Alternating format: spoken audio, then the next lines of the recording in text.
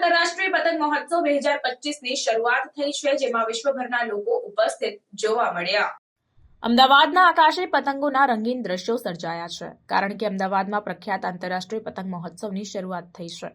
વિશ્વભરમાંથી આવેલા પતંગવિદ અને ઉત્સાહીઓ ગુજરાતના આ પ્રસિદ્ધ શહેરમાં ઉમટી પડ્યા છે। આ મહોત્સવ ઉત્તરાયણની સાંસ્કૃતિક મહત્તા ઉજવવા માટે વિશેષ છે।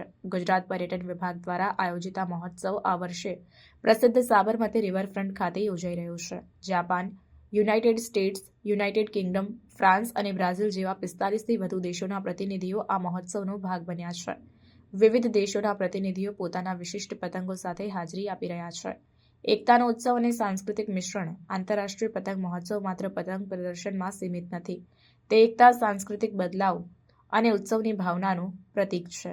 ઉત્તરાયણ, જે સૂર્યના ઉત્તર અયનમાં પ્રવેશનો તહેવાર છે, ગુજરાતમાં વિશેષ મહત્તા ધરાવે છે, જ્યાં લોકો સાથે મળીને પતંગ ઉડાડે છે અને ઉત્સવ મનાવે છે। મુખ્યપ્રધાન ભૂપેન્દ્ર પટેલે મહોત્સવનું ઉદ્ઘાટન કર્યું અને ગુજરાતના વારસાને વૈશ્વિક સ્તરે પ્રમોટ કરવાની પ્રતિબદ્ધતા વ્યક્ત કરી। આંતરરાષ્ટ્રીય પતંગ મહોત્સવ માત્ર પતંગો વિશે નથી, તે લોકો, પરંપરાઓ અને સંસ્કૃતિઓને જોડવાનો કાર્યક્રમ છે। તેમણે ઉદ્ઘાટન દરમિયાન જણાવ્યું, પતંગોના અનોખા રૂપ અને આકાર આ વર્ષે ખાસ આકર્ષણમાં પશુઓ, પક્ષીઓ અને દંતકથાઓના પાત્રોની આકૃતિવાળા વિશાળ પતંગો છે।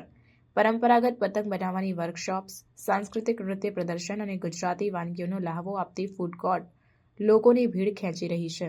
બાળકો માટે ખાસ ઝોન અને પતંગબાજીની સ્પર્ધાઓ દરેક માટે કંઈક ખાસ લાવી રહી છે। મહોત્સવ શરૂ થતાં જ આકાશમાં રંગબેરંગી પતંગો છવાઈ ગયા છે અને જમીન પર સંગીત, હાસ્ય અને ઉત્સવની ભાવના છવાઈ છે। આ મહોત્સવ 14 જાન્યુઆરી સુધી ચાલુ રહેશે અને ઉત્તરાયણના ભવ્ય ઉજવણી સાથે સમાપ્ત થશે।